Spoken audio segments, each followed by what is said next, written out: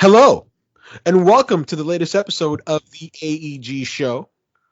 It's a small panel this week. It's your host, Goose, also known as the Reaction Gif King, because I'm great at this.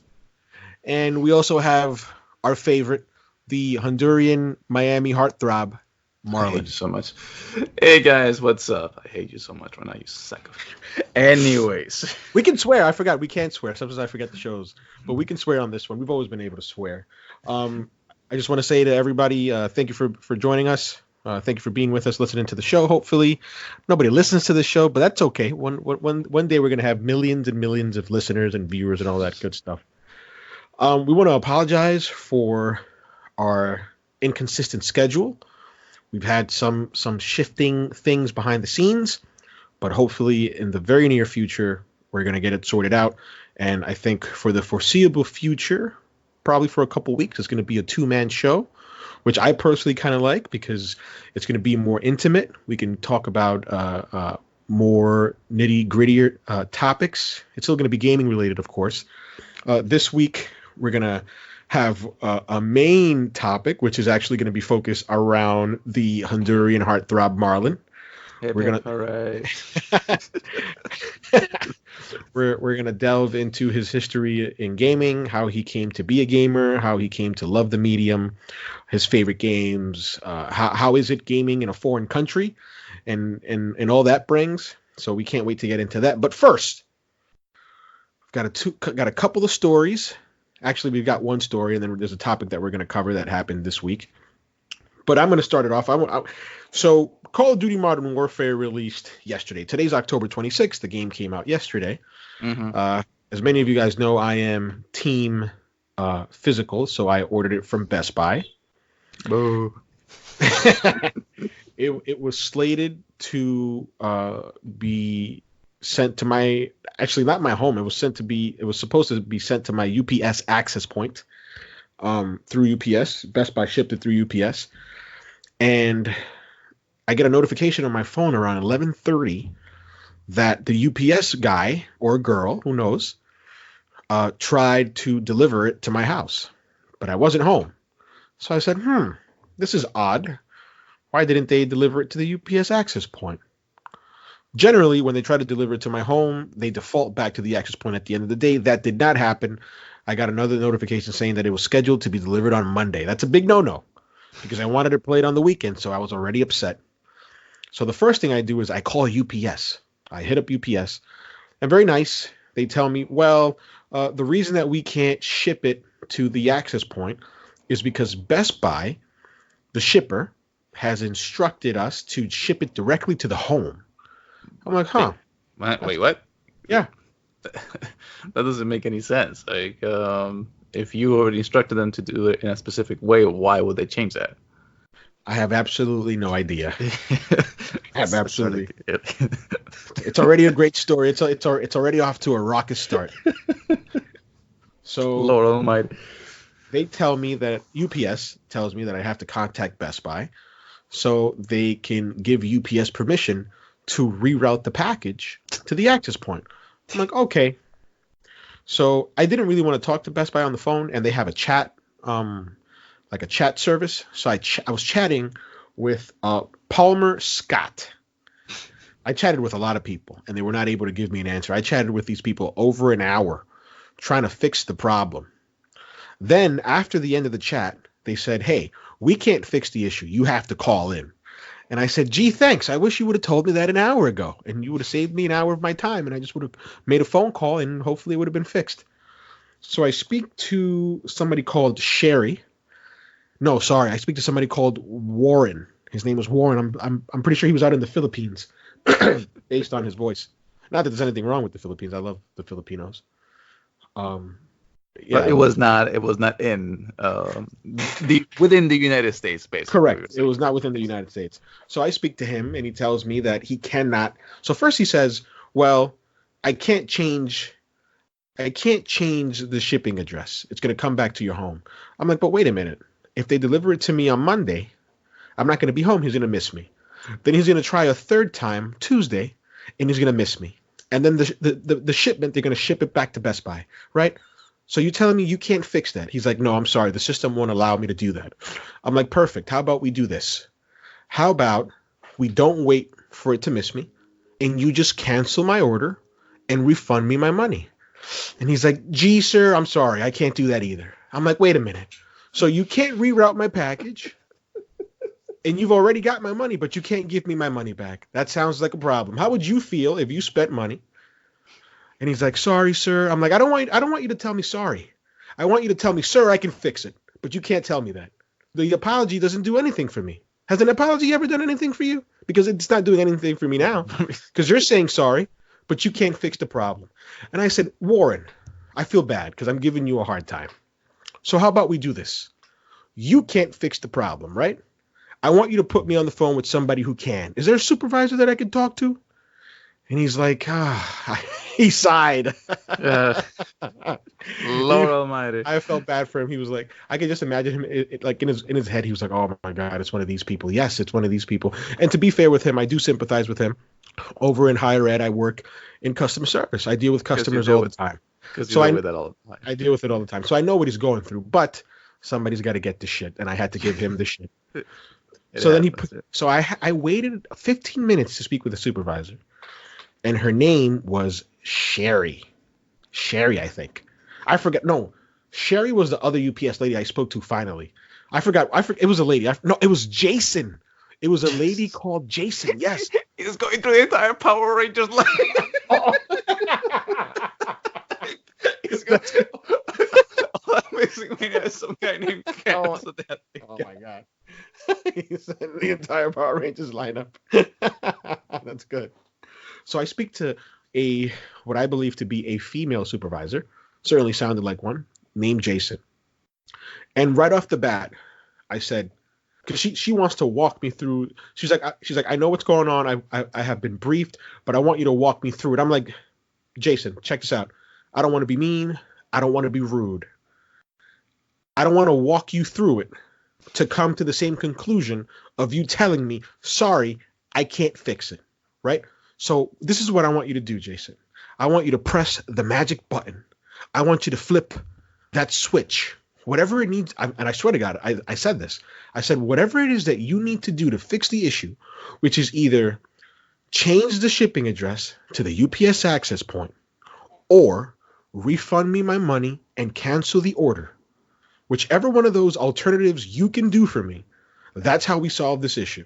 And that's how we fix it. But if I'm going to walk you through the process all over again and explain what's been going on for you to tell me the same thing that Warren told me, just save me my time and tell me that you can't fix it. Oh, gee, sir, I will try to see what I can do for you. I'm like, Jason, I just want you to be straight up. Just tell me, can you fix it? Can you do one of the two options that I want you to do? That's what I want. That's all I want. Refund me my money, cancel the order, or change the shipping address. She's like, I will see what I can do. I'm like, oh, great. Oh, God. It sounds to me like these people get paid for minute for just talking on the phone with the customers. You know, I kind of get it. Like at work, they always tell me, don't tell the student no, right? Always say yes, or let them down nicely. That's one of the things my old supervisors, let them down nicely. No, I don't want anybody to let me down nicely. Just say the truth. Just say, no, motherfucker. You're wasting time. You're wasting time. You're wasting my time. I had been chatting for an hour. Now I've been on the phone for 20 minutes. I waited 15 minutes to speak with a supervisor. So that's not part of the 20 minutes. So that's close to 40 minutes. I'm like, oh my God, my lunch break has gone to this whole thing. Lord. So finally, she says the truth. She says, sorry, sir, I can't change the address and I can't refund you your money. I'm like, so this is what's going to happen, right? It's going to come on Monday. They're going to miss me. It's going to come on Tuesday. It's going to miss me. And then when they send it back, that's when you'll refund me my money. Yes? She's like, correct. I'm like, that doesn't work for me. That's a big problem. I don't like it. That frustrates me even more, Jason. Do you see where I'm coming from? She's like, yes, I understand. I'm sorry. There's nothing that I can do. The system won't allow me to do that. I'm like, okay. And then she tried, I guess she felt bad or something. She just wanted to try to help me. And she was like, oh, sir, but what we can do is if you can call, we can have a 3-way call with UPS so they can fix it. I'm like, wait. What you mean they can fix it? I spoke to UPS and they told me to call Best Buy to fix it. And now you're telling me that you can't fix it and I have to call UPS in a three-way for them to fix it? UPS blames Best Buy blames UPS. Oh, and guess Lord. and guess who gets screwed, Jason? I do, the customer in the middle. And then I'm not gonna lie, I was a little bit of a dick, and I was like, listen, I'm not some customer off the street. I've been a Best Buy Elite customer for the past 3 years running. I spent $1,500 of my hard-earned dollars in Best Buy. That's $4,500 for the last 3 years. That's not chump change. That's not chump change to me, Jason. What do you think? I'm being treated like I'm a nobody. And I know she saw my my order history. So I was like, you've seen the order history. You've seen all these years. You've seen all the pre-orders I have. I'm ready to delete and cancel every single. I started threatening. I'm ready to delete. I am no schmuck. You will do all this. I'm ready to cancel every single pre-order. That's a lie. I'm not going to cancel anything. I'm ready to cancel every single pre-order if this doesn't get fixed. And another thing, can you assure me that this isn't going to happen? I have Luigi's Mansion coming out next week. Can you assure me right now that it's going to go to the UPS access point as opposed to try to come to my house? This is a problem. So she wanted to do the three-way with UPS, and I said, no menage a trois today, lady, okay? I didn't say that. And I hung up. But it still bothered me. It really fucking bothered me. And I was like, I'm that guy. I'm not going to lie. Sometimes I just want to fight. And I'm like, I still got some necks to wring. So I call UPS again. I call UPS for a final time, and I speak to Sherry. This is who I spoke to, Sherry. I think she was Indian. She was awesome. She was amazing. And first off, I'm frustrated. Final round. This is like a tournament battle right now for freaking Mortal Kombat. This guy lost the first match, lost the second one, but he will go down fighting on the third round. And for the listeners out there, I'm sorry if I'm boring you. I know this is uniquely a first world problem, but hey, Marlon and I live in a first world nation. Okay, so we're gonna bound to have first world problems. Pretty simple. So I speak to Sherry. She can tell that I'm frustrated. She apologizes right away. I'm like, hey, Sherry, listen, I apologize to you. I'm sorry. You're right. I know that I sound frustrated. She's like, no, you've explained the problem. She's like, first of all, I want to apologize to you because there's been a miscommunication. She's like, there's no reason why we couldn't change it. Right. So whoever you spoke to at Best Buy at the beginning, who told you that you needed to contact, whoever you spoke to UPS at the beginning, who told you that you needed to contact Best Buy to have the address changed, that's incorrect. I can change the address right now. As a matter of fact, it's going to be delivered Saturday to the UPS access point. I said, what? She's like, you can check on the tracking. It's been fixed. Dude, I checked on the tracking, and it had said that it was supposed to be delivered on Monday. Now it said supposed to be delivered 10/26, which is today. Rescheduled delivery, and the pickup location was the pharmacy. Great. I said, this is awesome. This is what I wanted. Now, the pharmacy closes at 4 p.m. Guess what? They didn't fucking deliver it. I said, but I'll be honest. To be honest with the listeners, I didn't really care. It didn't really matter to me when I got it. Right? I could get it next week Monday. I could get it next week Thursday. As long as I can pick it up from UPS and they don't send it back to Best Buy. Exactly. That was your point. Your point was to get it from the access point. That was the whole thing. Now, a little bit of trivia. The guy who does the route over at my neighborhood, he's not that it matters, but I always like to throw nationalities around. That's just who I am. He's a Chinese guy. He's an Asian guy. I don't know if he's Chinese. I shouldn't say that, but he's one of the yellow ones. He's one of the yellow folks. One of the yellow ones. Oh God, that's not a nice thing to say, but it's. Oh hell no! It's not as bad as the N-word, but. God Lord, we have been censored by the world nationality. No. So basically, it's one of those like Asian people who really are what you call it. What's the word that I'm looking for? No, he's good. He's a cool guy. You know, he speaks great English. But when was it, last year? I dressed him down. And he didn't like it. And ever since then, he's always he's always been like petty. confrontational and snappy, which I guess I don't blame him, right? If somebody speaks to me the way I spoke to him last year, I would have done the same thing. I bought my mom an iPhone for, I think it was for Christmas, and I had set it to be dropped off at the UPS access point. But on the map, I knew where he was. I was off that day. I followed him on the map. I went to him and I said, "Hey, listen, I know you have a delivery. I'd like to pick it up." And he right away, this is how I knew that he knew me, because right away he was like, "Oh yeah, this is your address. This is your first and last name," without even looking, without asking me for ID or anything. He knew who I was. I was like, "Oh." He was like, "Yeah, no, I can't give it to you, dude. It's set up to be dropped off at a UPS access point, so I can't give it to you." I'm like, "But I have ID." He's like, "Yeah, I know that. Too bad." I was like, when he said "too bad," I was like, "Dude, I'm right the fuck here. I'm actually helping you out by you not having to go to the fucking access point." He's like, "Yeah, no, I'll drop it off at 5, dude." Mind you, it was like 10:30 in the morning. I'm like, "You're really not gonna give me my package?" He's like, "Nope." I'm like, this fucking asshole. And then there was an altercation a couple weeks back, actually, with my mother, where my mother wasn't very nice to him either. And I'm like, man, I think he's just fucking us, dude. Yeah, I think that. But I think by this point, he's just being petty about the whole situation right now, if you ask me. But dude, that sucks, man. Like, because it's funny because it happened to me like a couple of months back when I bought a pair of oh yes, from Under Armour.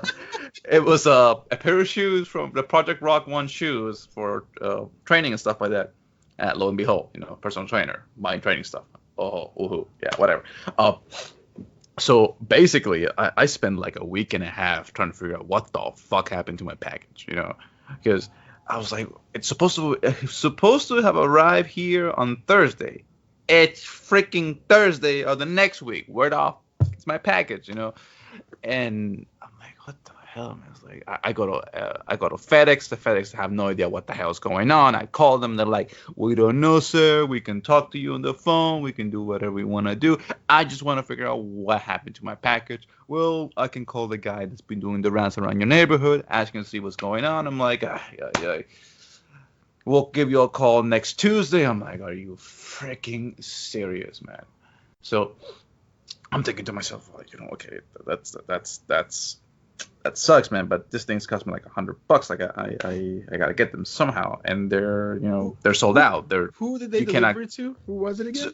So here's the beauty of that. This is a great. Here's the beauty of that. There's a building that is a storage unit building with the address number 1103. Now, my house is 1130. So I'm going, let me just check this out. You know what? I was going to the supermarket near my house. I'm like, you know what? Before I go to the supermarket, the building's right in front of my house. Let me go check this out. I go in there, and I'm looking at them like, hey, yo, question. I talked to the guy at the front desk. He's like, yeah, may I help you with something, sir? Just out of sheer curiosity, just indulge me for a bit. Like, has there a package arrived here for a Marlon Rivera from 1130? And he's like, well, sir, there's a lot of packages that come through these doors. I could give it a check and look, and there was a lot of packages. It wasn't like it was one. There was like probably 50 of those, sitting around the entire office. And I'm like, you know what? I'm just going to pray to whatever deities out there that, he has my package. Literally, the guy walks like 5 steps, goes to one of the freaking, desk, picks up the first package left to his desk, and I'm like, Marlon Rivera? Yep. Yeah, this is your package. I'm like, let me guess. You're Castro Garcia, right? You're the guy that picked up my package. Yep. I'm like, yep. Thank you. Because in the FedEx website it says that it was picked up and it was signed by a guy named Castro Garcia. I'm like, I don't know who the fuck is Castro Garcia. I have never met any fucking Castro Garcia. I don't know who the fuck this guy is, So all I know is like, let me guess, you're Castro Garcia? Yep, that's me, sir. I'm like, okay, thank you. The guy's wearing freaking flip-flops, for Christ's sakes, okay? And I just picked up my package. I'm like, you piece of crap. You have given me so much hassle for the past freaking weeks. You better fucking fit, man, because I buy them online. And they run a little bit Big. Big. So I'm already a size 11 when it comes to shoes normally. So this one I bought them at 10:30, not 30, at 10 and a half because I know that they run a little big. So I'm like, you know what? This shit better fit. Because if I went through all this bullshit and they don't fit, I'm gonna be really pissed. Okay. So thankfully they fit. They wear nicely. They're really nice shoes. If you're looking for some decent, nice worked out shoes, these were the ones. Okay. And I got them at a good price. But I can sympathize with dealing with UPS and dealing with FedEx and dealing with all this freaking email shit. I can not even imagine how much of a pain in the ass it would have been tracking a package in the 90s or 80s. When you didn't have electronical footprint to go through. You're like, if you lost a package, that shit was gone. Dude. That shit was gone. Okay, you were not finding that package ever again. I'll tell you that. I mean, so suffice to say, I mean, I for example, I lost a package this week. I ordered Devil May Cry 5. It was on sale. I ordered that. FedEx is the worst. Like, I don't have a problem with the United States Post Office. I don't have a problem with UPS if they deliver the stuff to the access point.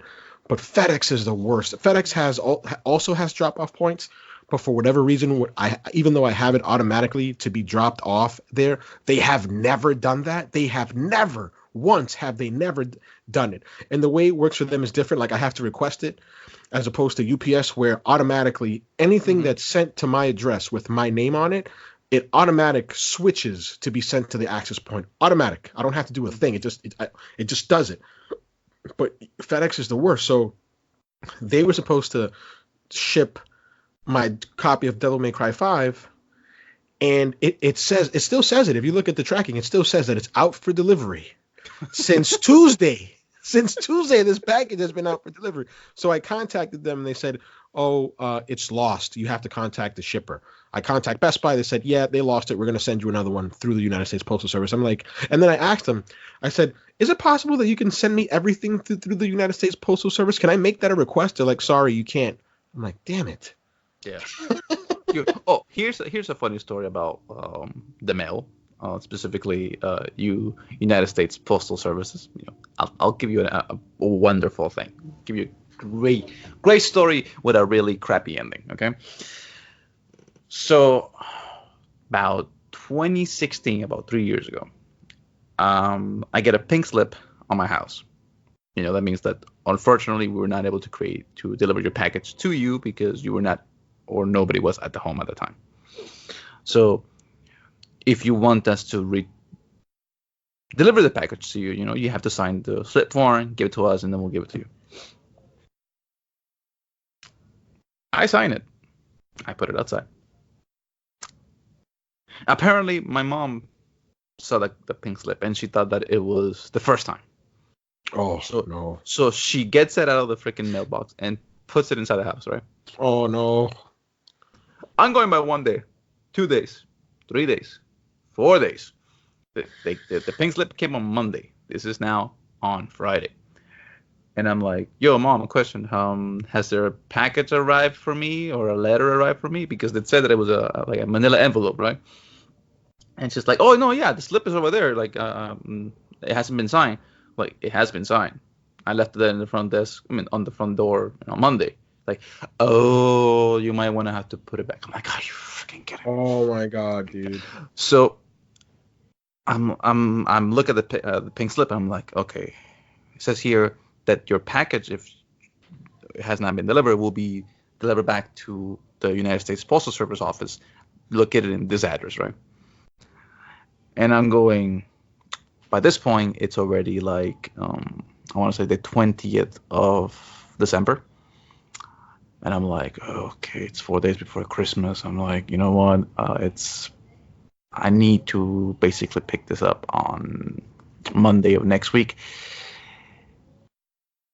And it was, but I can't make it on Monday. And basically, I ended up picking it up on the 23rd of December, right?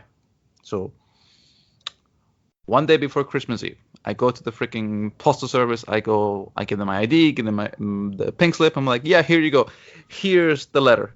And I'm like, all right, Let's see what the fuck this letter was about. That spent me so much freaking time and so much effort trying to figure out what the fuck was happening. I pick it up. I opened it outside the United States Postal Service office. You know what it was? What was it? It was a fucking letter from the IRS telling me that I owe them $1,700.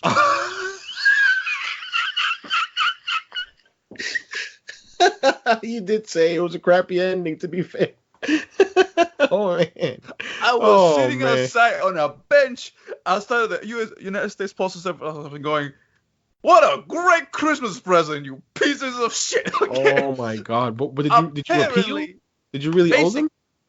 Basically what happened was that the lady that did my taxes back in 2014, she fucked up big time. Big time.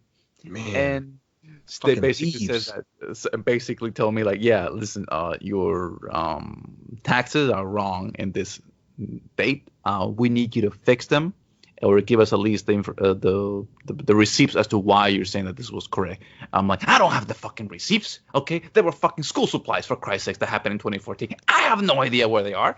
I'm like, fuck, man, it's gonna take me time, effort, money to get everything done. I'm like, I did the numbers. It was gonna cost me more to have all the freaking paperwork done to say, hey, listen, this is what happened in 2014, than to pay the $1,700. That's an expensive ass fucking paperwork. I was like, because it was a lot of like school work. I needed to go back to the school, pick up all the freaking credits and paperwork, and I needed to go to Best Buy. I needed to go to B&H. I needed to go because there were a lot of like photo supplies, photographic supplies. So it was just gonna be a lot more hassle. And then I needed to basically go if they didn't like it, then the appeal didn't go through, then I needed to basically go get a lawyer and appeal through the lawyer. I'm like, I'm just gonna pay. Sounds. I would be upset, dude. I'd be so. I was so mad. It was the worst Christmas present I ever got in my entire life. Because it's like, and I thought IRS, what would the IRS send me? Because when I first saw the letter, I'm like, IRS? Why would the IRS? I have nothing wrong with the IRS. I pay my taxes. I'm a good citizen. What the fuck's going on? Maybe there was a mistake in my taxes and they're giving me money back, I was like that's not gonna happen, right? Like I was trying to be like optimistic about the whole situation. I was like, yeah. When I saw it, I was like, are you fucking kidding me? That's that bullshit. Took me a year and a half to pay that stupid ass debt. They basically, and I will never forget it, that I paid half of I think I paid like around $700 on the 20, this was 2016. The entire 2017, I paid like around $700. I was making payments like every other month, and I was like, you know what, I'm doing pretty good. I think by the time the taxes roll around, I'll be able to pay up the rest, and I did the numbers. I'm like, okay, I probably will get $900 back after paying the freaking IRS. I'll be fine. I'll have $900 from my tax return, bro. Those motherfuckers were charging me interest on the fucking payment dues. Like, oh yeah, you forgot to pay this month, you forgot to pay that month, you forgot to pay the month, you forgot to pay that month. Yeah, it's gonna be $1,200. Oh, how much is your tax return? $1,200. Thank you very much, sir. Like, you pieces of fuck.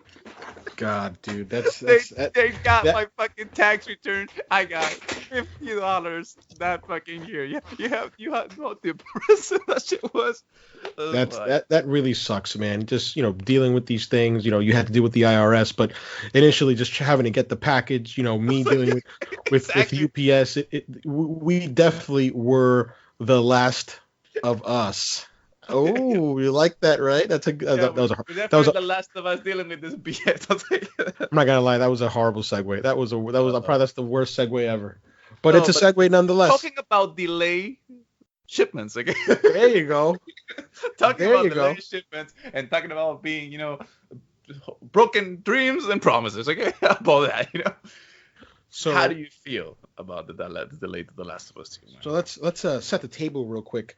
Ahmad or Zuge X. He's some guy works at Nico Partners. He's an analyst over at Nico Partners. He's blocked me on Twitter for reasons unknown. I know why, but it's reasons unknown. I've never once tweeted at him, but anyway, that's neither here nor there. He put out a tweet speculating that a Sony first-party title was going to be canceled. Jason Schreier over on the cesspool that is Reset Era said that he had also heard about this, but he wasn't able to corroborate it with other sources, but that he too had heard that a first-party title from Sony was going to be delayed. Speculation was running wild. Everybody thought that it was going to be Ghost of Tsushima, which I found funny because it's never received. Even, I mean, I'm not gonna lie, I bought it too, but I also thought and said, well, no release date has been announced for this game, so how can it be delayed if a release date hasn't been announced? Suffice to say that the game that was delayed, which I'll be honest, I found to be a little shocking, was The Last of Us 2. And just last month, there was a what was it called?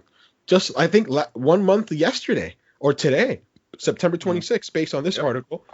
Mm-hmm. The Last of Us 2 was the key showcase of the State of Play presentation. Oh yeah, and it was a great video, and the game was scheduled to be released on February 21st, 2020, which is I found to be surprising that they've delayed it more than 2 months, 2.5 months, almost 3 months, to the new release date of May 29th, 2020.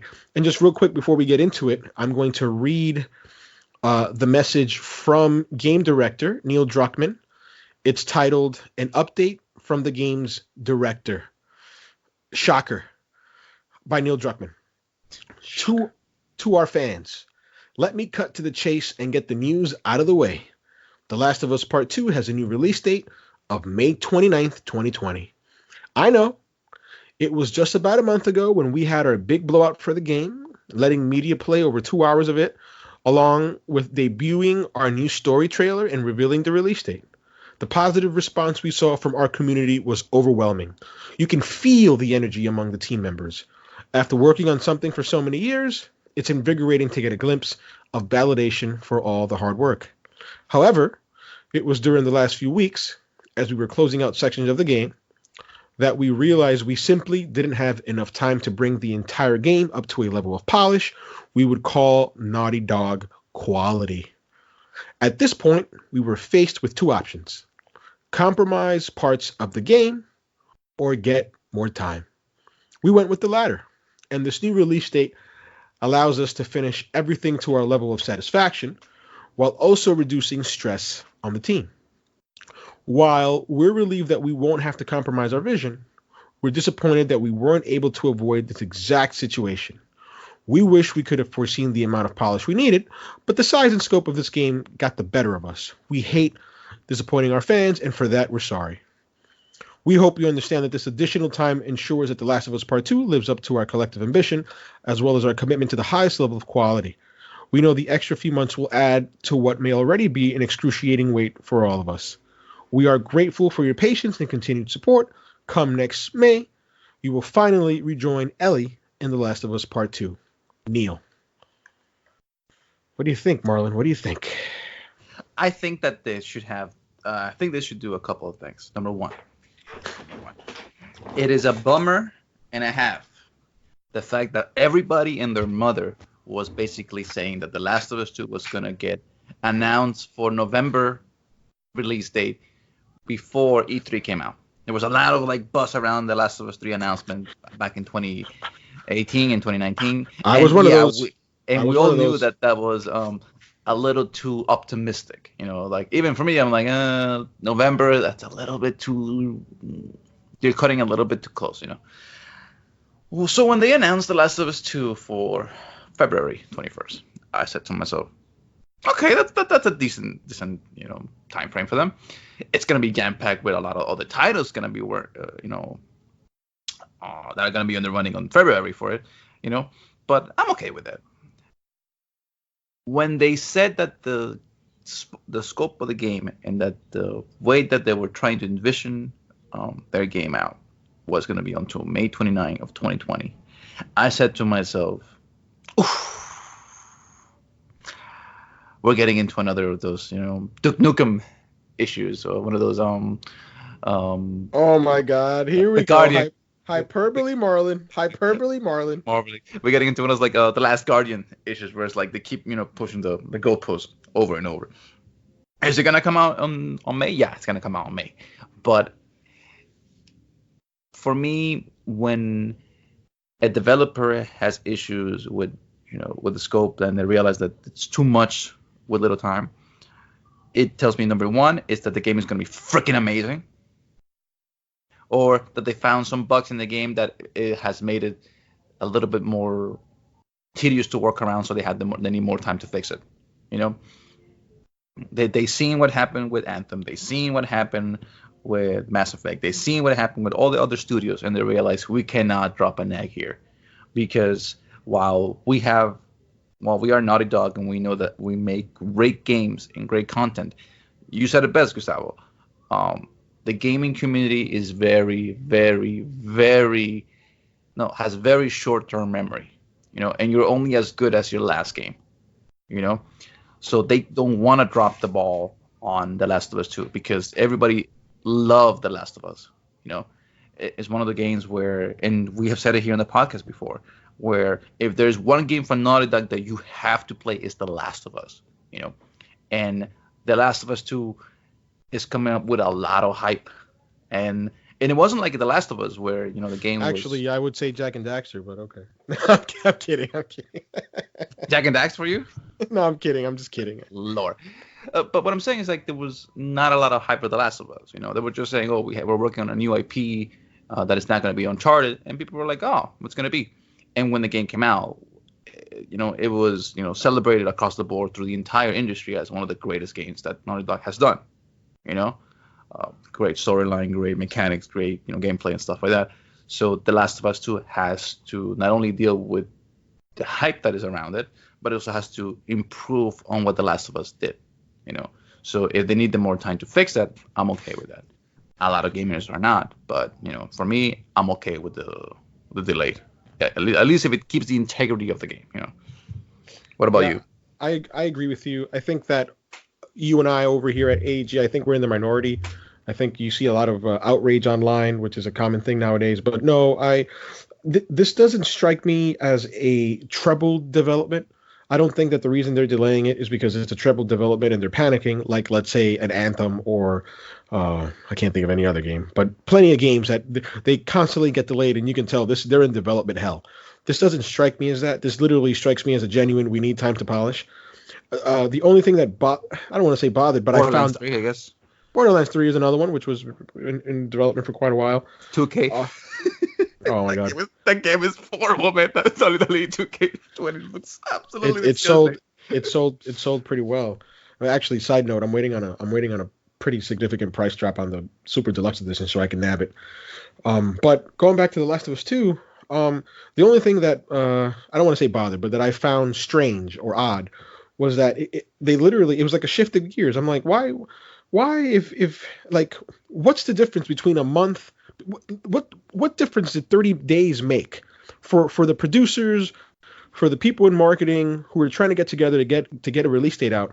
Did 30 days really make a big difference in you being able to estimate, hey, we're not going to hit our February 21st target and we need to push it back by a magnitude of 3 months? Like, I think, and I don't know game development, right? We're not game developers, but I would like to think that they would have scoped it out to think, hey, wait a minute, we don't need 30 days to know we're not going to be able to polish the entirety of this game until February 21st. And really it's less time than that, because they need to get the Gold Master out. It needs to go to print, right? But I'm just like, that was just so odd. But no, I agree with Marlon. Naughty Dog is in a position where they are probably Sony's most valuable studio. They're going to have carte blanche on certain decisions. I think probably this is one of them. I'm pretty sure Sony didn't want to miss their Q1 fiscal year Q1, which probably ends March 31st for them. But no, May 29th, I think, is an awesome date. It's nearing the summer. Dalton made a great observation that, hey, back in 2013, The Last of Us released in May, and now in 2019, 6 years later, The Last of Us 2 is going to release in May as well. No, I'm excited for it. I'm not upset or anything. I'm not like, oh, great, I can't play it in February, because whenever it comes out, I'm gonna play it, right? And I know that it's coming out. It's not like, hey, we're gonna push it back and we don't have a release date for you. Then I'd be really worried. The game's gonna come out. I'm pretty sure it'll be great. It's Naughty Dog. They haven't made a bad game, like Marlon said. You're as good as your last effort, and they haven't made a bad game in a long, long time. Long time. So, for me, it's just to end it on a good note, because when they initially pitched, The Last of Us 2, The Last of Us Part 2, they said that it was going to be set 5 years after the events of The Last of Us back in 2013. I would love for them to change that a little bit and says, 6, 7 years later, just to basically say, hey, listen, this game came out in 2013 in May, this new game coming out in 2020 in May, and instead of saying set 5 years into the future, says 7 years into the future, to basically, hey, listen, sorry for the wait, but I don't know, something a little cool, not like that, But, I got something sort of meta to coincide with the dates. Yeah. So Actually, basically. Side note, before we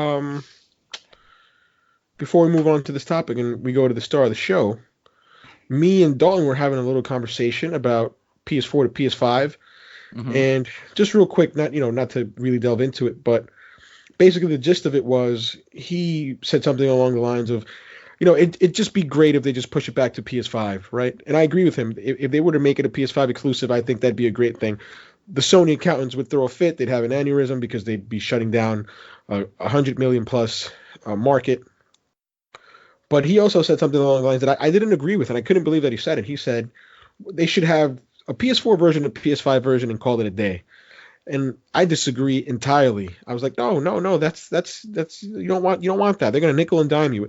If I buy the PS4 version, I'll play it, and then when I get a PS5, I have to buy another version. No, the way I think it should work is I buy a PS4 version, and when the PS5 comes out, it's backwards compatible on PS5, and it'll take advantage of that hardware, and it'll run better. If it runs 1440p on PS4 Pro, it'll run 4K on PS5. What are your thoughts on that, Marlon? Would you want to pay for a different copy of The Last of Us 2 just to be able to play it on PS5, or would you just want it to be backwards compatible and just work better on the new hardware? What I want, and I think you probably hit it like straight on the nail, was that I would love for them to do a special edition disc that you can pop it into your PS4 and it plays as a PS4, and can you pop it in your PS5 and it plays as a PS5 with all the goodies installed, Because I'm pretty sure that the difference between CDs that work for the PS4 and CDs that work for the PS5, it is literally just a freaking switch from them, because I've seen it many times where in PlayStation, this happened on PlayStation 2. There were PlayStation 2 games that were reading on the Xbox, and the only reason why they were reading on the Xbox because they did not have the security code that allowed them to not play them. And it happened with the Xbox 360 and with the PS3, I mean. And there's a switch. I don't want to pay I don't want to be another debacle that happened with like The Last of Us, where basically there was The Last of Us PlayStation 3, The Last of Us PlayStation 4 remaster, and I'm going, I don't want to pay 2 games for it. Or here's another one, Let's say, for example, that you buy the Last of Us 2 for PlayStation 4, That game immediately has a code for you for the PlayStation 5 where you put the disc on, where you can download the game from the PlayStation 5 store for free. They can do that, because Microsoft does that all the time. Yeah, the way Microsoft does it, I mean, I absolutely love it, and that's what, and I really want to hold Phil Spencer's foot to the fire when Scarlet and Xbox Infinite drops. But he said it. He said, Halo Infinite, it's going to come out. It's going to work on Scarlet. It's going to come out. It's going to work on Xbox One. It's going to work on Xbox One S, on X. It's going to be one unit, right? It's going to be just one game, and you can pop it in any one of those in any one of those platforms, and it'll just work, right? It'll take advantage of each particular platform's capabilities, and I think that's the future. It works like that on Xbox. It's going to continue to work like that on Xbox. Hopefully, it's worked like that on PC for years. I mean, for years, and there's no reason why Sony shouldn't do that, except that they're greedy and just want to take our money. Yeah. They love proprietary shit. Let's leave it like that. They are the masters of proprietary shit. Okay, it's like they love. It's not even that they love nickel and dime. They love basically shoving up your fucking. I'm not even gonna say it. I'm so bad with it. But talking about having things shoved up their asses, this brings us to the topic of the show. How is that? You are such an asshole. Lord Almighty, man! By the time I'm done with my stories about what happened to me in certain old third world country, you're gonna say, "Yeah, he got shoved in his ass. He got shoved in the ass." This brings us to the start of the show. Actually, at the beginning of the show, I said that behind the scenes, the AEG show is going through some changes, and I'm looking at my Discord on my phone, and I'm getting bombarded with messages that I haven't opened. So sorry about that. And I had told Marlon, hey, Marlon, I'd really like to do a show and have you as the star insofar that we'd be talking about you and, how'd you come up, playing games and how was it playing games in a different country? Yeah. Was it hard getting games and things like that? And miraculously, he agreed to it. He's like, yeah, sure, I have absolutely no problems talking about myself. And I said, great, that's going to be it. So just a brief intro, if Marlon could just tell us his name, which we know already, who he is, what he does, where he's from, and then I'll get to asking the questions. Marlon, the floor is yours. Can you smell what a rock is cooking? If you haven't noticed, one of my great wrestlers of all time would be The Rock, Dwayne Johnson. I love his gear. I love his stuff. And as a kid, watching old WWF and old WWE was one of my most beloved wrestling characters. But my name is Marlon. I am from Miami, the beautiful city here in South Beach, and unfortunately there's no fucking autumn here. There's no cold weather. It's freaking October and it's freaking 95 degrees outside. Not fair. People up north are enjoying beautiful autumn weather and I'm here sweating my balls off. It's gonna be fucking 70 tomorrow, man. I hate you so much right now.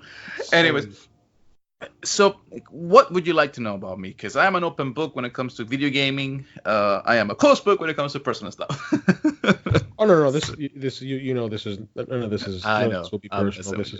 This is going to be all about video games. I know. I prepped him a little bit by giving him some of the questions so that way he could formulate an answer. But he'll just say it off the top of his head. Yes. But one of the things that I really wanted to talk about, and this is just focusing on you. Did you remember the first game that you played? Oh yeah.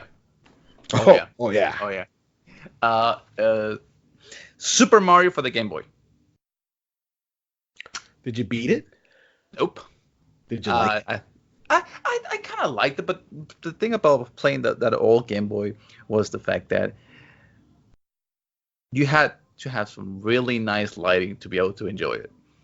The angles of it were horrible with the unit that I was playing because it was the old unit that it was like the original Game Boy where basically like you had that old LCD with the green screen in the background where you don't have no lighting in the background, which was basically like, and this unit that I was playing with, it was like a very like crappy model where basically the pixels were all like, just really, really faded. The contrast dial wasn't working, so half of the time you were not even understanding what the hell was happening on the screen. Man. So but I remember beating like the first 3 levels of Super Mario and I'm going, hey, I like it. And I think it was like I was playing for like maybe an hour, 2 hours. I was like around, I want to say, I want to say 5, 6 years old at that point. That was like the first game that I played. First console that I played, though, will be the Nintendo Entertainment System, The NES. The NES. That was the first game that I played. That was the first console that I had, and it was Mega Man 6. me and my brother, we used to play that game all the time. Like we learned all the tricks and sleeves that you could do in that game. I think we beat it like maybe tops 4 times, because it was one of those things where we always kept forgetting the cheat codes to go to certain levels, you know, because after you beat the 9, robot masters, you're supposed to then start going to Dr. Wily's, entire maze. And every single time you beat a story mission or you beat the next boss, you will get like a little code that tells you, hey, this is basically your save file up to this point, and this is the code that you need to put on to the cheat code system to allow you to play that from that specific instance. And we had like 16, 20 pages of those things, man. And me and my brother, whenever we got a new thing, we're like, oh shit, we get into like the last boss with like 6 lives. We have good tiny, write that down. And I remember one time we lost some of those sheets, man. We were so pissed because we were thinking, oh man, now we gotta do this shit all over again. We gotta beat the game to the beginning. Like, fuck. Dude, but like Mega Man 6, probably like that was my first video game that I had as a console, and one of my most beloved franchises that when it comes to video games. Like, that's always gonna have a soft spot in my heart. So like, when you guys played those games together, did you guys like take turns? Yeah. Like when somebody died, or was it like somebody knew a certain level better than, like, was your brother more proficient at a certain level than you were? Like, how did you guys divide the responsibility of playing the game? Basically, I had the best skills when it came to the first bosses. When it came to like the first 9 bosses at the beginning of the game, I was proficient in 3 of them. He was proficient in the other 3. So basically, we would shift and take turns and doing it. He was better than me at the game because he was the only one out of the 2 of us who was able to beat Dr. Wily at the last battle. I tried it. I cannot tell you how many times I have tried to beat that game, and he's the only one that has been able to do it, because there were certain sections where you basically had to take leaps of faith and to be able to continue to the next level, and I couldn't do it. I always buckle under the pressure. But whenever we get to the final boss, like I gave him the controller. Hey, listen, you know how to beat this, you know how to do it. I'll let you do it. But did you guys ever figure out that, hey, there's a path to take in regards to what bosses to beat first to unlock the power that'll beat the subsequent boss? Yeah. So you guys, was it something that came organically, or was it something that you guys found out through friends at school? Obviously, there probably wasn't internet back then. No, there was no internet. There was nothing back then. It was us just basically busting our heads against the wall and trying to. It was the best way. Here's the thing. Here's the thing. In Honduras, there was no Best Buy. There was no EB game stores. There was no GameSpot. There was no internet. There was no nothing. There was no magazines. There was nothing. You play the game, you beat it, you learn how to beat it, and you took notes. Okay? Because if you were to give you, because the thing for us is that my mom sent us video games from the States. All right? So when somebody from the States sends you a video game, they just send you the freaking console. In the video game, they don't send you the guides how to beat it. They don't send you, game facts and stuff like that. You need to figure out yourself. And a lot of the games, they were in English. There was no localization. There was no a lot of the games from the NES and a lot of games from Sega and Genesis. They were just English only. So even if there was a tutorial, since I didn't know English and my brother didn't know English, we didn't know what we needed to do. It was just basically trial and error. Oh my God! So actually, I'm glad you mentioned that, because this leads me. I was going to leave this, like, I don't know when I was going to bring it up, but this leads right into it. Like, how was the experience playing video games in Honduras? Like, for example, oh my God, I forget his name. The blinking meme guy from Giant Bomb. He has a Patreon called Cloth Map, and he travels around the world, and he tries to make documentaries on how gaming is in other countries. Personally, I believe that his Patreon is a scam. I think he just wants to get paid to travel, but that's neither here nor there.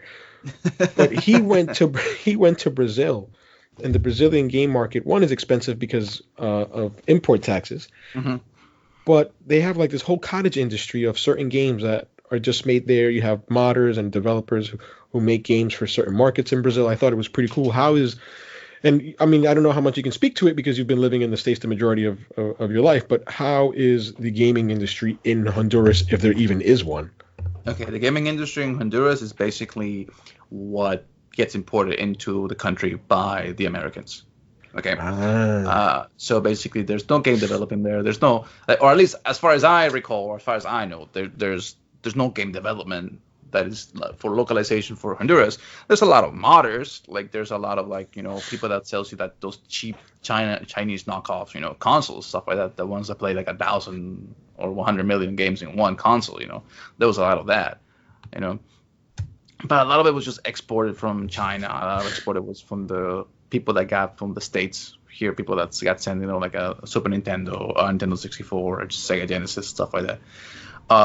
I remember that out of all the time that I spent in Honduras, I think there was only one gaming store, like a mom and pop shop that was one of my cousin's neighborhoods, and that was the only one that I had seen in like the entire city, or at least because I never went to like the expensive section of the city. It was just basically like on the outskirts and stuff like that. do you remember the name of the store? I think it was like it wasn't even EB Games. It was Super Nintendo. Juego de video de Super Nintendo or something like that. And they had like I remember like they had the poster of Super Mario and they had the poster of like Zelda. But it was just games and they were expensive. Like video games. Like for example, I don't know how expensive video games were in the States in the 90s, but I remember it was like 200, 300 lempiras for basically to rent out a game.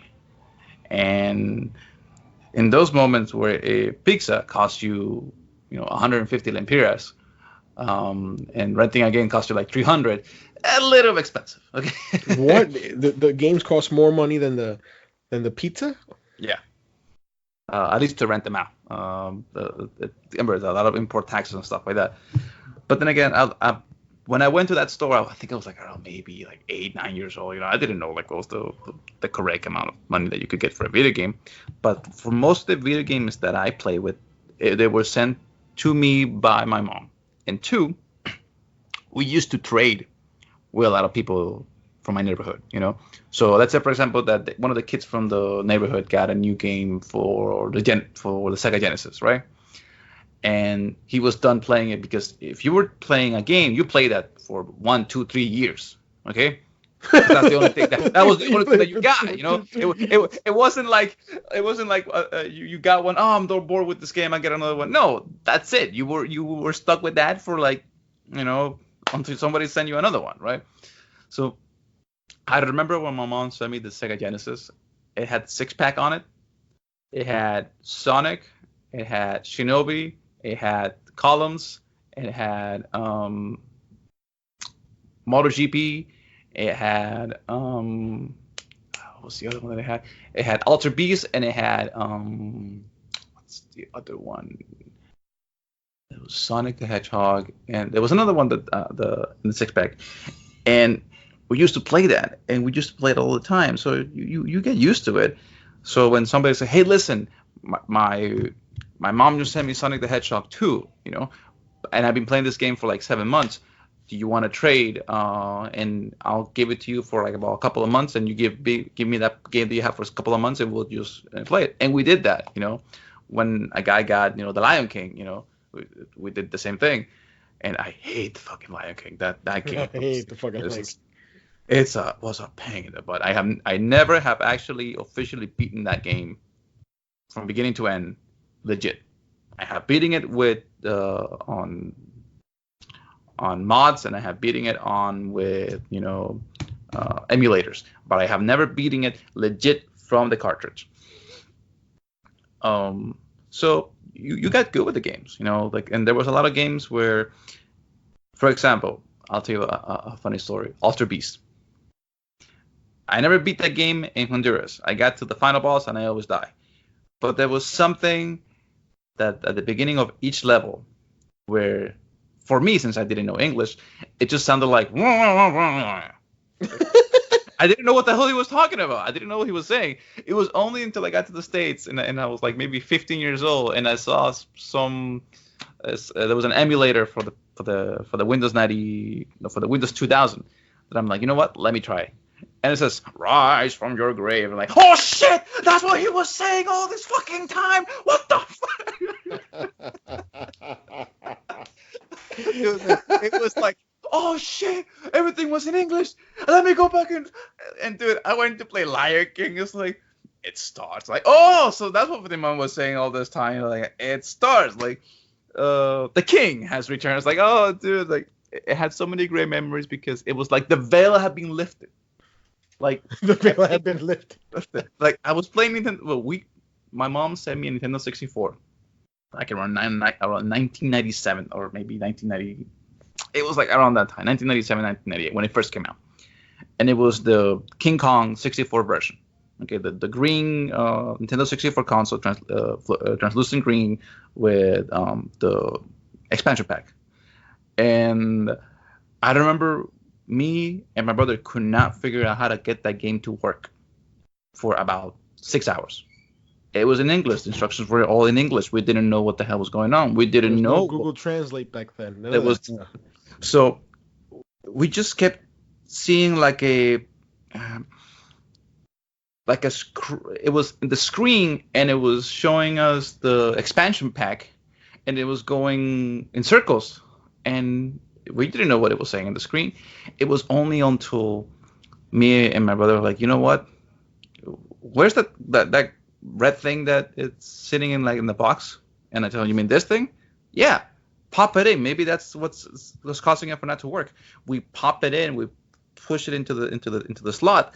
We put the game. It's like, boom, boom, boom, boom, boom. All right. Like, oh shit, we got the game to work. And we didn't realize that. And it was only until like, years later, decades later, that I realized that the reason why Donkey Kong 64 didn't work was because there was a issue with the RAM memory of the game, that it needed the expansion pack for it to run correctly. Otherwise, it would never work. Oh man! And the instructions, whenever in the box is, oh, now on the Donkey Kong 64 with the expansion pack, which allows more RAM, it will makes the game run better. I'm like, it was all fucking marketing bullshit, man. The reason Nintendo 64 didn't run without the expansion pack was because they had a fucking bug in the game that it had an overflow of RAM whenever it freaking pop it without the expansion pack. And dude, man, it's like, I remember we beat Donkey Kong 64 without realizing what the hell the storyline was about, because everything was in English. Everything. And I don't mean like we beat the game like a little bit. No, we beat it 100%. Grab all the golden bananas, all the golden coins, and everything like that, And to this day, I have no idea what the hell the storyline is about, To this day, I have no idea what that like, we beat it 100%. It's like if somebody gives you Banjo and Kazooie and they're like, oh shit, what was the story of Banjo and Kazooie? I'm like, I don't know, it was just some freaking dog with some bird, walking around the entire world, just you're collecting, freaking puzzle jigsaw puzzle things, You enjoy the gameplay because there was no storyline that you could understand, because you did not know English. You didn't understand what they were saying. To you, it was just, words on a page that you didn't understand, which made you just enjoy the gameplay. It happened. And there was one thing though that I really appreciate that, and I miss it because there's not much anymore here. The arcade scene. There was there's got to be arcade bars in Miami, dude. There are, but not like before. Not like Street Fighter, Dragon Ball Z. At least the areas that I've gone through, it's always like kidified, games. Chuck E. Cheese type shit. Like, yeah. So I remember there was like this old, pulperia, as we call it in Honduras, like a little store, like a drugstore basically, where you buy cookies, you buy freaking snacks and stuff like that. But that freaking little store had this little shack, and it was like a very all rundown shack. But they had like 7 arcades. They had Dragon Ball Z Budokai for the SNES. They had Sonic the Hedgehog 3. They had Shinobi 3. They had Legend of Zelda, and they had Mortal Kombat 3. And I used to go there every day. I would sneak in and take a little bit of money from my grandma, a couple of, I don't know, 25, 35 cents. And I go in there and I played for like 4 or 5 hours, learning all the combos and stuff like that. So when it comes to video gaming, like my idea of video gaming, my resume when it comes to video games, it's a lot more varied and more eclectic than some kids would have done in the 90s. Because just because you just tried out whatever you got your hands on, you weren't picky. You were just like, this is what I got, so I'm going to give it my best shot. I'm going to try it out, and I'm going to try to be the best at it, and then I'm going to move on to whatever comes next.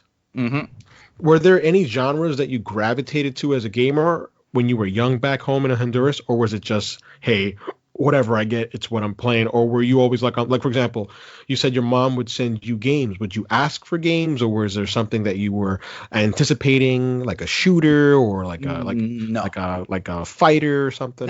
No. Basically, she just sent us video games, but it wasn't like she sent us every video games like every other month. No, it was like one for our birthday or one for Christmas, and I didn't know, because you didn't know what games were coming out. Okay, there wasn't a list that could say, oh, listen, Super Mario is gonna come out, because even though here in the States you guys had like Nintendo Power, you guys had all these great magazines that tells you, oh, these great games are coming out for the holiday season. We didn't get that. It was just whatever person decides to send it to you. I remember that she sent me what was the game for? It was for the Sega Genesis that she sent us. It wasn't the 6-pack. It was another one. It was, I remember now. She sent us Bugsy, the Lynx. Okay. And that game was a platform, and that game was a pain in the freaking rear. So I myself gravitated towards platformers. I just enjoy the whole aspect of just being able to explore and figure out, because that little shack that I'll tell you about, they had Super Mario World 2. So whenever I went into the shack, I would play always Super Mario or Sonic, or and if nobody was using the machines, I would use Contra. But I would always go for the platformer first and then the shooters. Okay. And so it's just weird, because now that I'm looking back on it, it's like I gravitate more towards shooters nowadays as I'm older. But as a kid, I always went for like the action adventure type deal. I always went for Super Mario World, Bugsy, Sonic the Hedgehog. I always went for Lost Island for the SNES. I remember I went for. I didn't even get to play, Final Fantasy VII until I got to the States, and I love Final Fantasy VII, it's one of those things where it's like. That's the one where Tifa is killed, right? That's the lady with the brown hair. The brown hair, Tifa, she's the one that's murdered, right? And I think Aerith, she's the one with the big boobs and the black hair, and the wife beater. That's Aerith. Okay, just making sure. And then Cloud Strife, he's the one that killed Tifa. I think his name, and he has his own song. Yeah, Angel Wings, Cloud, something. I know, man. And Sephiroth is like the poor guy that's been dealing with all this issue. He saw his best friend, what was the name of his best friend? It was Angelito Comandante. I thought Sephiroth was the guy that trained Cloud, and he was in Crisis Core. Remember? Yeah, and Angelito was the one that helped him out at the end. It was horrible when Angelito died. Everybody knows that he was such a great character, with such a great deep model. I'll get the fuck out of here with that. And then there's the black guy. Remember the black guy? What's his name? Genesis. I like him. He's a good guy. Genesis is a good guy, like he was a little bit misunderstood, but whenever he got into those drums, man, it's like "Doo-dum, doo-dum, doo-dum, doo-dum, dum, dum, dum." And yeah, no, I'm not gonna deal with that bullshit. All jokes aside, Crisis Core is a great fucking game. But you mentioned that when you came here to the States, you finally played Final Fantasy VII. Let's segue over to your time here. Really, the majority of your life here in the States. How was it when you first came playing video games? Did you get video games right away? Did you get a console right away? Like, how different was the experience playing in Honduras than playing here in the States? You guys got it fucking amazing. Okay.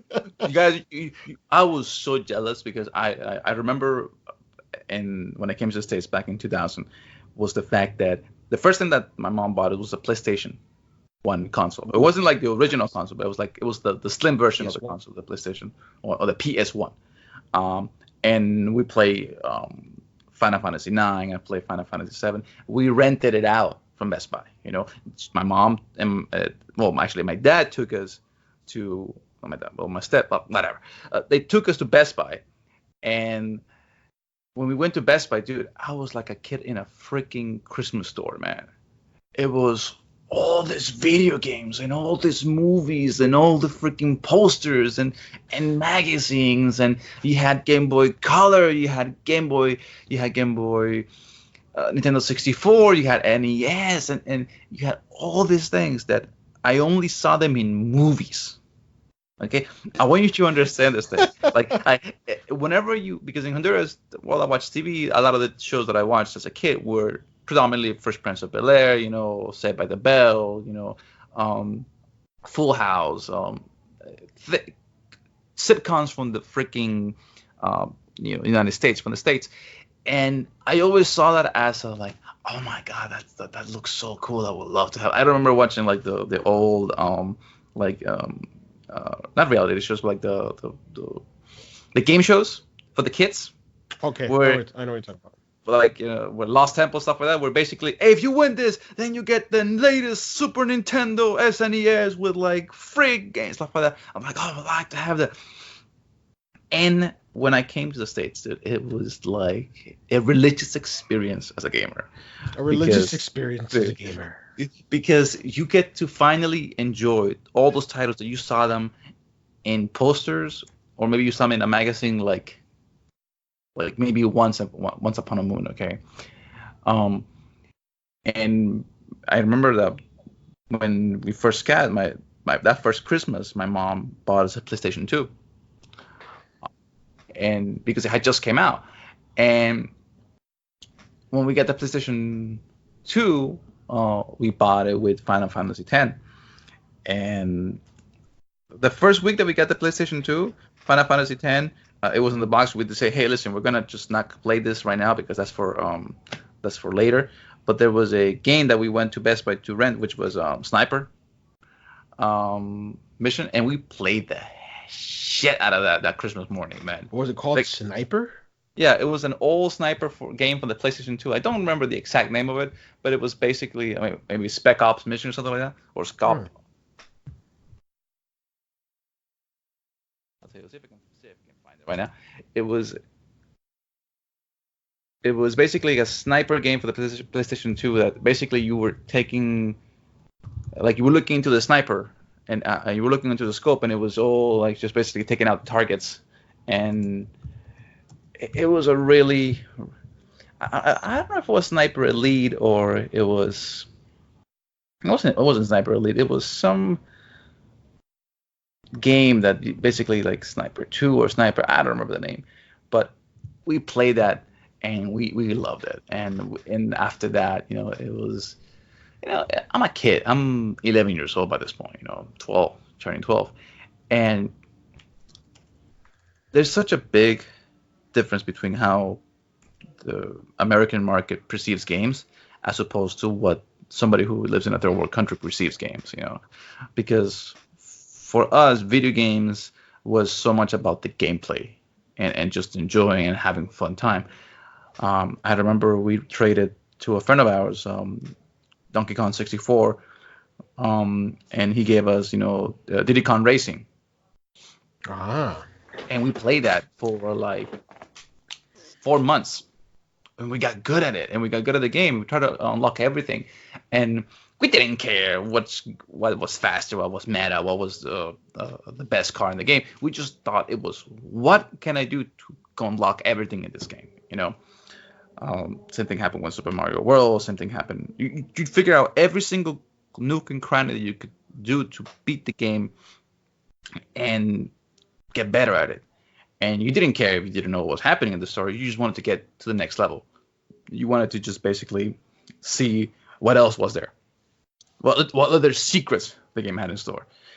And that's kind of how I see games nowadays. You know, it's like people tell me like, oh, the storyline is like it needs to be like entertaining. It needs to be like, you know, like what you call like a commentary on politics. It has to be like a commentary on social issues. I'm like, that's not games. Like, let that be the movies. Let that be something else. But for me, gameplay at the end of the day is something that you plop down and enjoy and have fun. Just to be clear, you're not saying that you have a problem with politics and games. You're just saying that it shouldn't be the sole focus, right? Exactly. Because gameplay, Yeah. like Colin likes to say, gameplay is king.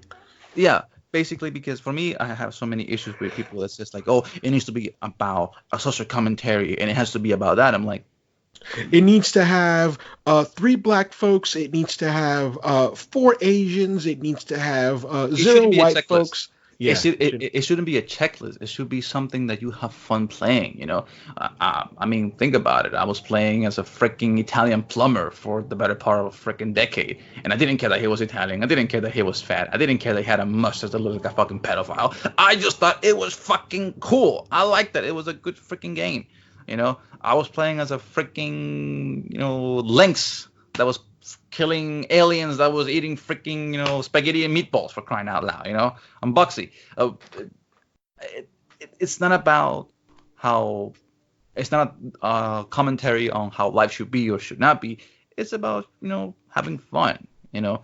And I think we get so caught up on the whole minute things of how being, oh, it needs to be entertainment, like it needs to push the boundaries of what is, you know, acceptable in society, that we forget that, like, yo, like if you wanted that, then write a book, write a movie, you know. Don't be going here all hardcore on me saying like it needs to be about how blacks have been oppressed for like 300 years.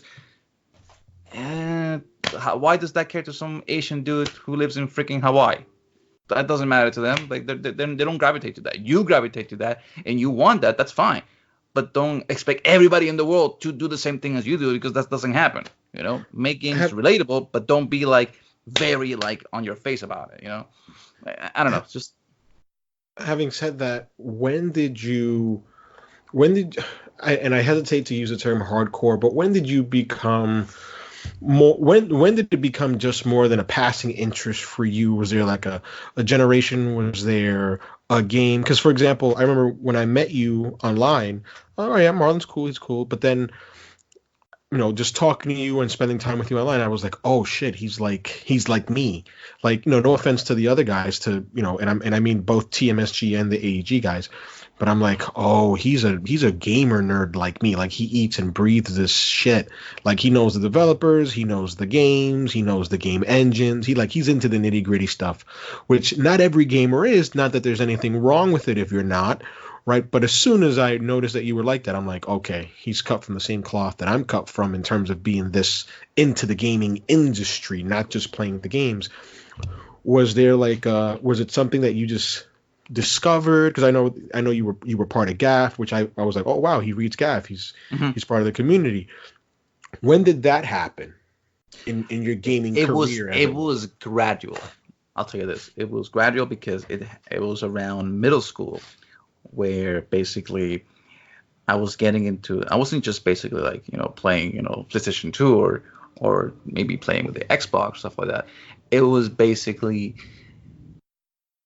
it wasn't just about, because remember, I used to play video games where basically like if there was no save file, there was no save screen, there was nothing. If you failed the freaking game, you couldn't beat it, then you have to get good at it.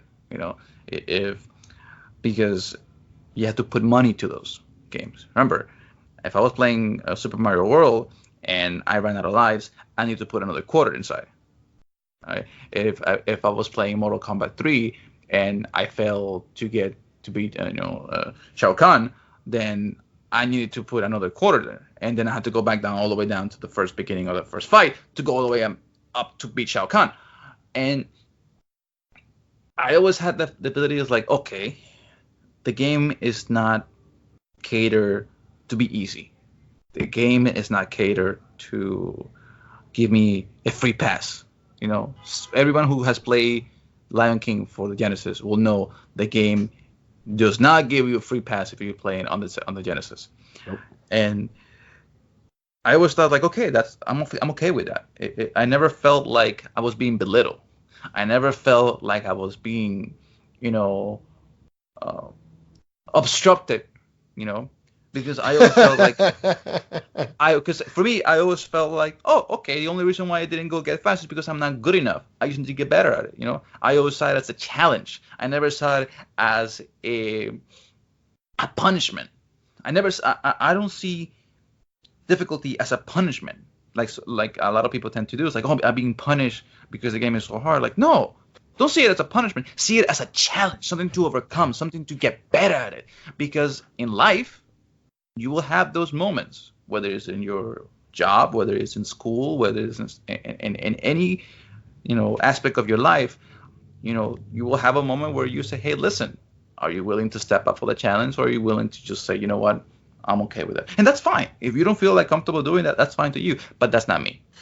I'm glad. Okay? I'm glad that you mentioned that, because I think you and I, people our age, we came of age playing games when games were hard. I mean, games back then were difficult, and we weren't smart enough to, now we can say, well, that's bad game design, that's bad level design, it's not balanced fairly, right?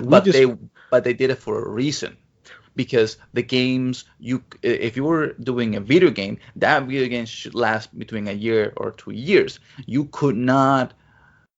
You had to make it hard so that people will go back and play it again and again and again and again, because there was, how can I say this? The game developers knew that it was hard, and they did it on purpose. Yeah, our mentality back then, or I can't speak for you, but I can speak for me. When I would play a game and it was hard and I couldn't beat it, my go-to wasn't, oh, it's hard, I need to dumb it down. Oh, it's hard, blame the game developer. Even if it was the game developer's fault, right? Even if it was not balanced, I didn't know that.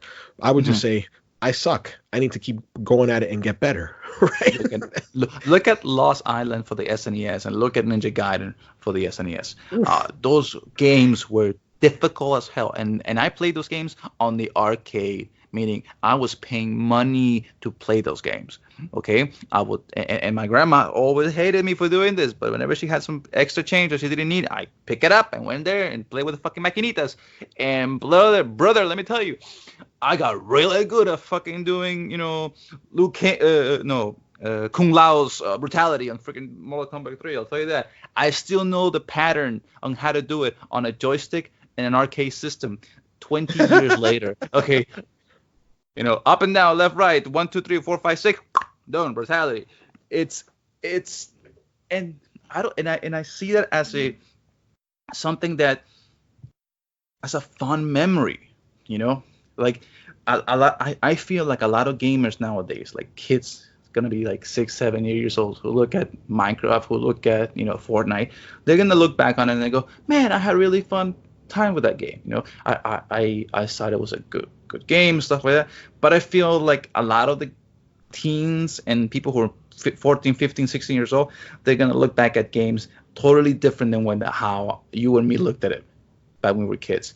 Because to them, they're just gonna see it, oh, that game was just too hard, it had some really bad, crappy level design, that game didn't appeal to me because it wasn't as socially acceptable and friendly as the other games. And I feel like we lost something in how video games are being portrayed nowadays, because I feel like we have gone into the experience as opposed to the gameplay, as opposed to the fun factor of it, because we're looking at scores, reviews, how well it's sold, how the fanboyism that we have nowadays with the consoles.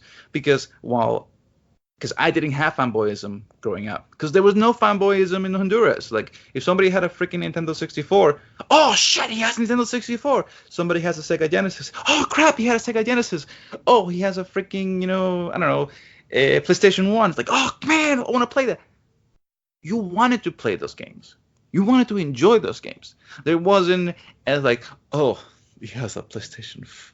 Oh, I would never play that. I only play Nintendo 64. No, you were stupid to think that way.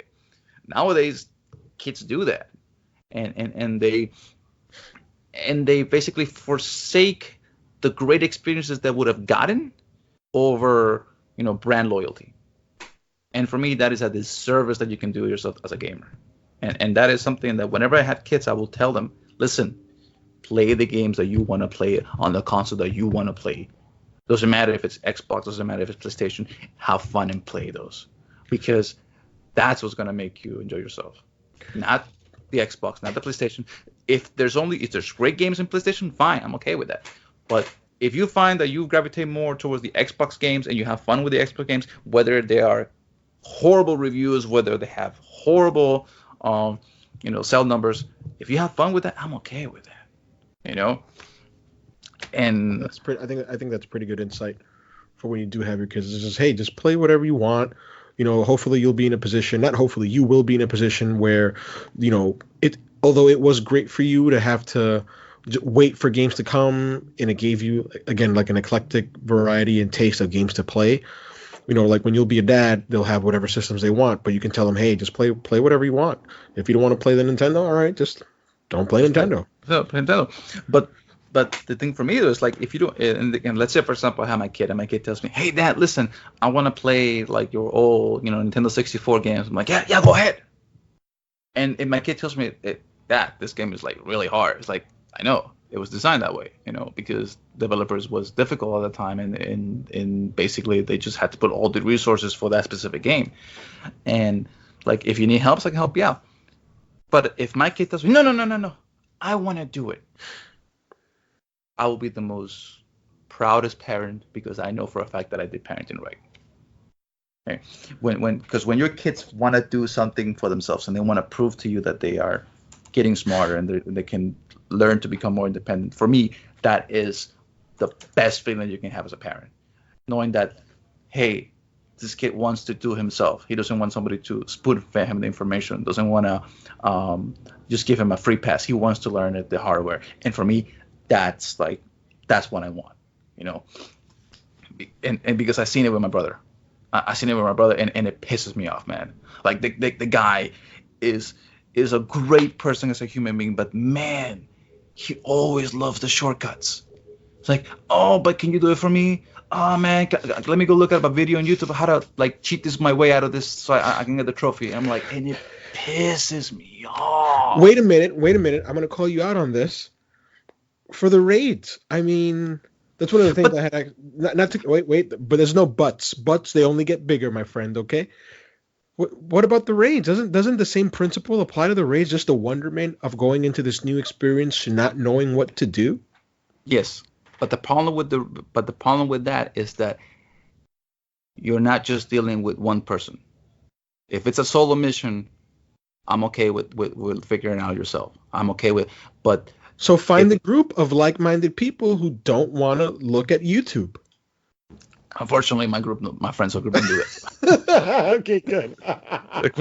Unfortunately, they don't do that. Like, I don't mind setting up to 4 o'clock in the morning to figure it out. But if somebody's like, I don't want to do this, and it turns into a fight, like, for me, I'm like, okay, you know what? Let's just everybody, instead of fighting here for like the next 6 hours on whether we should be looking at a video or not, let's figure it out.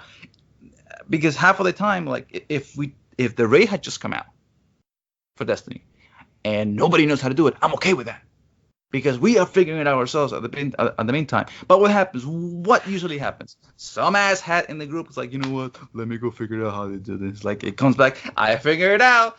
And whenever that person says that, what happens? Nothing. Everybody in the group then takes sides, right? One says like, oh yeah, we've been banging our heads for this thing for like 3 hours. Like, you know what? Let's just figure out how to do it. Another's like, no man, that defeats the purpose of doing it and trying to learn how ourselves, because now it becomes like taking stances on a group. And for me, I'm like, nah. If here's the thing, I'll give you a great example. He was asking me how to beat a mission in Batman Arkham Knight. I knew how to beat it, and I saw him doing it, and he was doing the same thing that I was doing. He just wasn't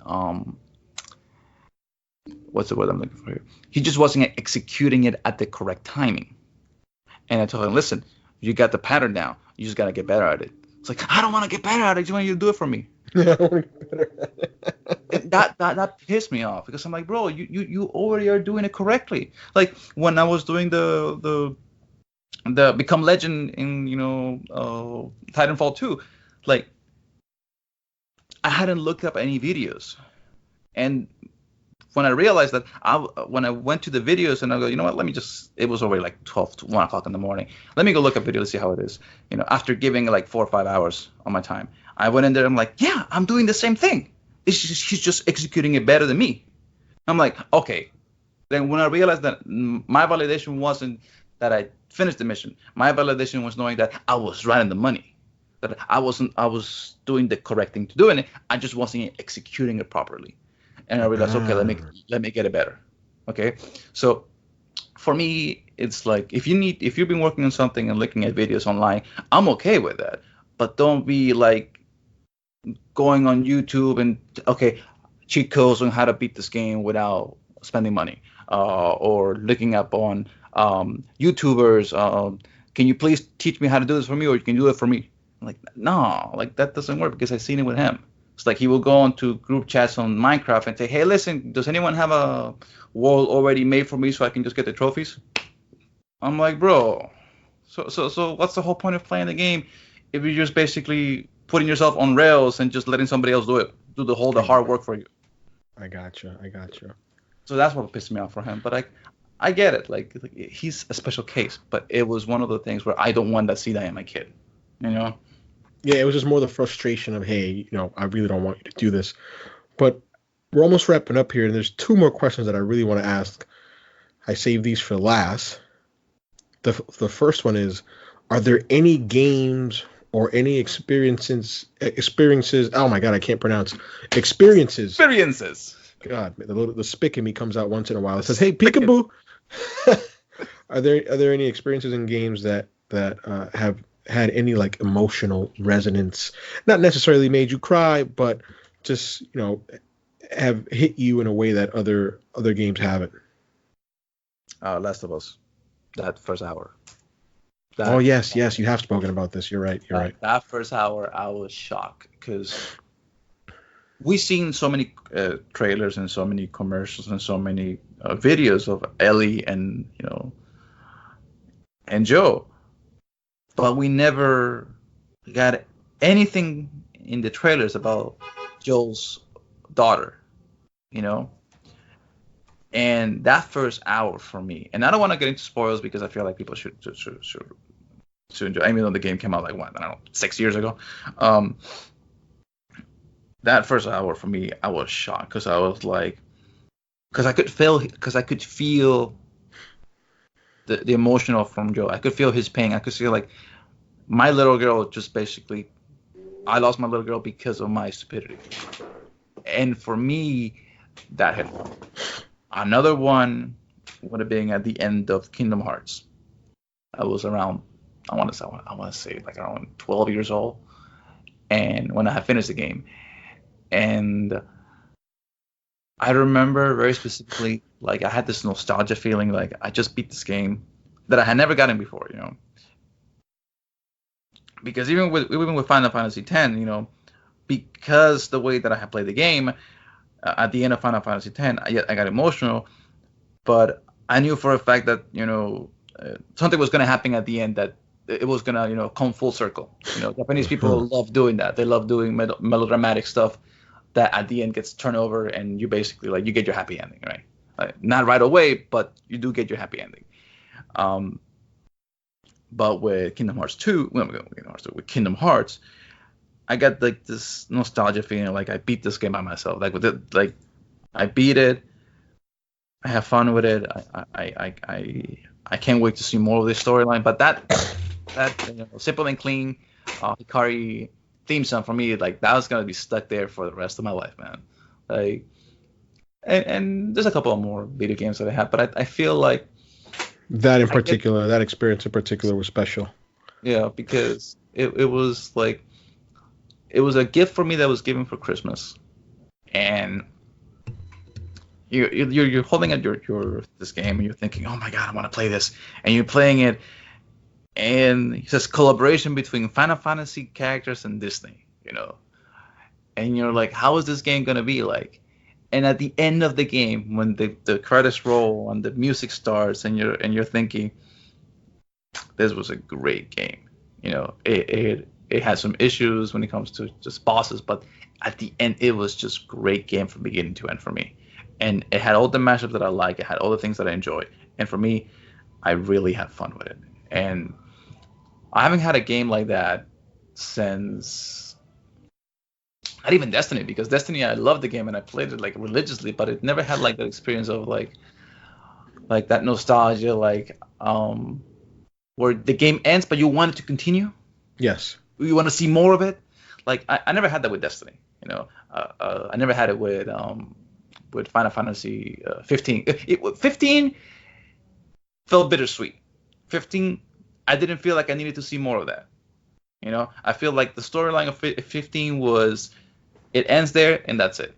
It was a standalone experience, but you enjoyed it.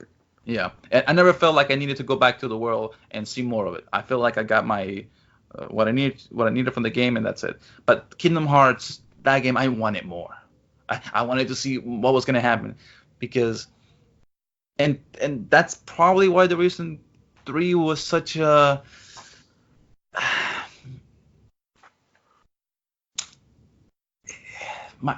I'm to this day my thoughts on 3 are conflicted.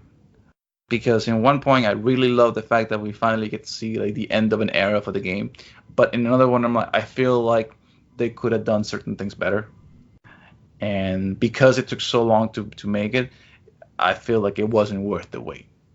I mean, we're talking about almost 14 years since 2 came out and then 3 came out. It wasn't worth the amount of time and investment that we paid it. But for one was just like this quirky little game that had Disney and Final Fantasy characters that meshed up, and it was such a good interaction, and I enjoyed it.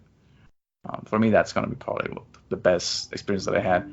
I know you had another question, so I don't want to. So I'm gonna make that one a little bit short. So just. No, it's fine. You're good, dude. We're not on a time crunch. And then I guess the final one is like a cliche one. It's I guess the answer is yes, but to sort of subvert it, where do you see yourself as a gamer 20 years from now, 30 years? Oh, hell yeah. Oh, hell Good. yeah. That's a great answer. It was emphatic. It was like, oh, hell yeah. I want to be that grandpa gamer that when their grandkids come up to you and says, like, yo, Grandpa Marlon, question, what is this game called Destiny? And they're like, all right, kiddo, let me give you a storyline of where I met TMSG from, or let me give you the storylines of where I met my gaming pals, stuff like that.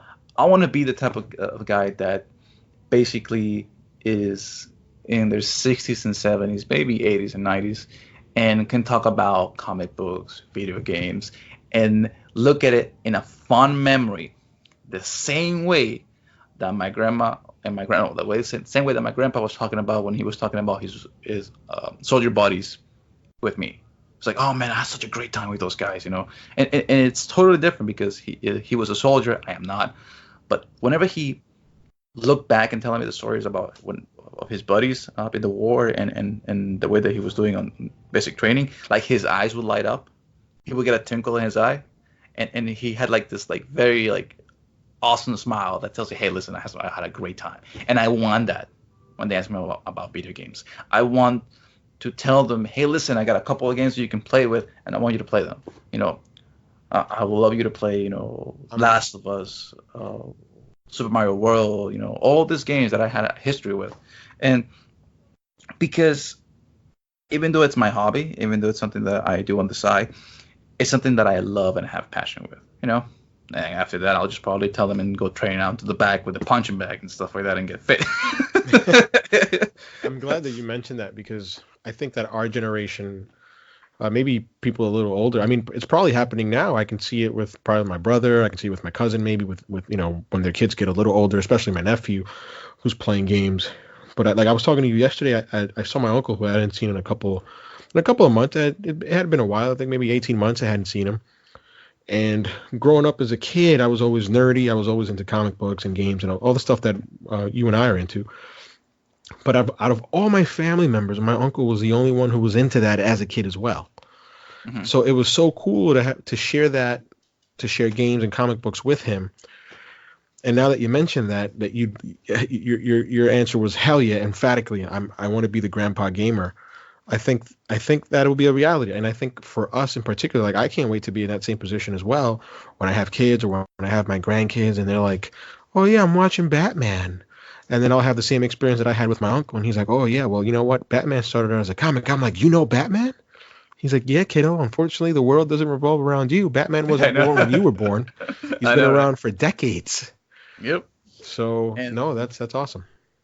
So that's for me. Like I feel like I don't want to say this because Dalton said it best yet. Gamers have become entertaining and stuff like that, like movies and books and medias, and they all have their niches. But for me, while storyline can be great, I feel like the storyline can be passable as long as the game is fun. Because no matter how great the storyline is in a video game, if the gameplay of the game sucks major balls, you're not gonna work through it. Because, and I'll tell you this, gameplay when it comes to Borderlands 3, the game is fun, storyline sucks. At least in my perspective, I am very picky about certain. No, you're not the only one. The majority of people that I've heard Ben Pack from Giant Bomb, I've heard Colin Moriarty say that they've spent. Colin Moriarty said, "I've spent 100 hours with this game, and everything I've been listening to podcasts. I don't know anything that's going on. That's crazy to spend 100 hours in the game and not know anything at all of what's going on with the story."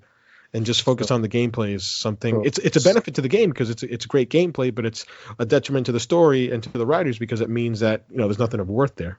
So, for example, if the gameplay is awesome and the storyline sucks, it's passable for me. I can go through it. I can deal with it. But if the storyline is great, but the gameplay sucks, for me, I'm like, okay, I can do this, but it's not going to be fun because I'm not going to be enjoying the storyline. I'm just going to be more frustrated about the gameplay mechanics to get to the storyline. And if I get really pissed off at the gameplay mechanics, I might just say, you know what, book it. I'm just going to go to YouTube and look at the storyline for it. Look at freaking Dying Light, I did that. Like 2 weeks ago, I did that. I went through freaking Dying Light because I have no fucking idea what the storyline was about because of you motherfuckers. So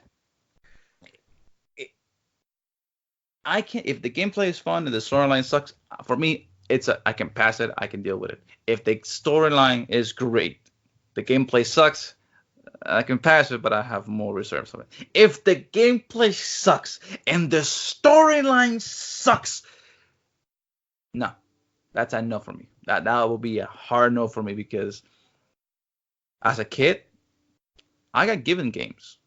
They were free. There was no hard point of entrance for me. It was just, hey, I got this for free. I didn't care if the gameplay or the gameplay sucks. I just have fun with it. I didn't care. Now as an adult and as a gamer, I cannot justify spending $60 on a video game that not only do I not gonna play, I don't like. And it's gonna be sitting there and it's gonna remind me of how stupid I was spending $90 on a certain game called Anthem, for Christ's sakes.